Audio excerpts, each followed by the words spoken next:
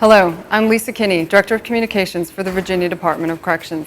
In Virginia, we take a multi-tiered approach to achieve our mission of improving long-term public safety and successfully reintegrating offenders into society. One way we do this is through detention and diversion centers. These facilities provide a 5 to 7 month residential program that can include physical labor in organized projects or community services.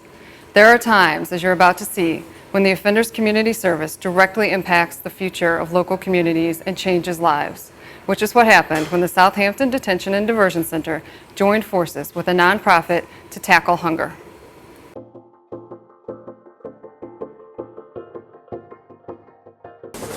Well, I mean, it's a partnership that I hope to have for years and years to come, because it just benefits. It's a win-win situation. That's Major Early Turner talking about the alliance formed 2 years ago between the Southampton Detention Center and the Cover 3 Foundation.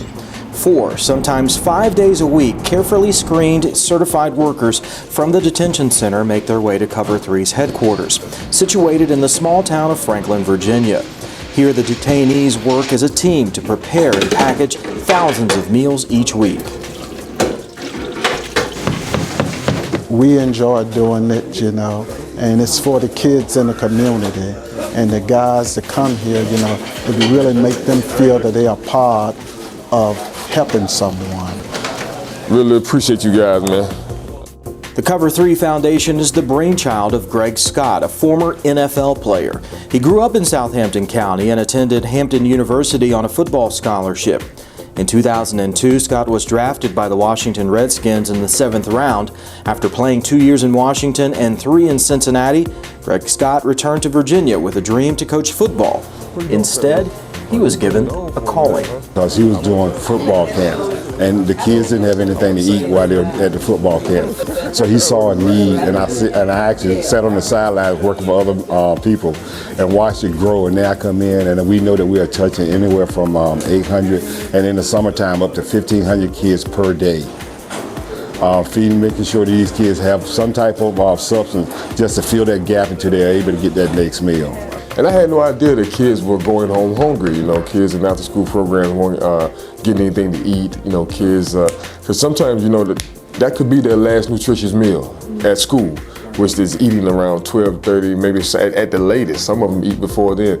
And to then have to go to an athletic program or any type of after-school tutorial at 3:30 to 4:30, they're starving. So I really, that would really open my eyes up to it. And I really started doing the research and found out that it was not a sponsor, so to speak, a provider in this area. Scott rallied his troops to start packaging and delivering meals for kids, starting with the local YMCA and a couple of elementary schools.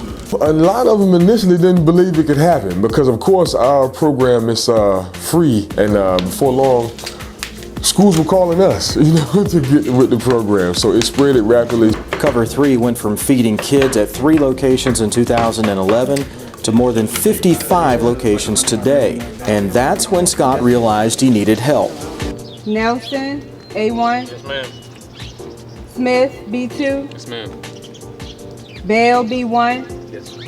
So I reached out to Mr. Turner, and I actually saw him at the barbershop. We get a haircut at the same place. So found out about it and found out that we were qualified for them to come in.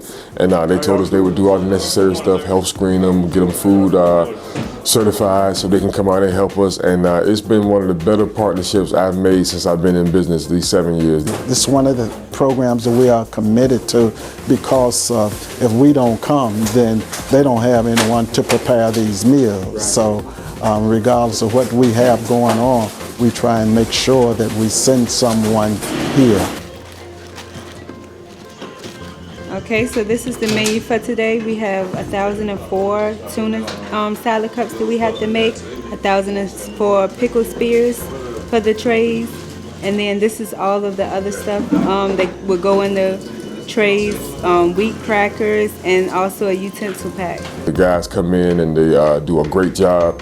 They're very respectful. And the men assigned to work at Cover 3 say it gives them both a sense of pride and purpose as they prepare to successfully re-enter society. Mean the world to me. I have a daughter of my own, so just to be able to give back to the kids while I'm in this, unfortunate circumstances, pretty much golden. So I mean, I enjoy it.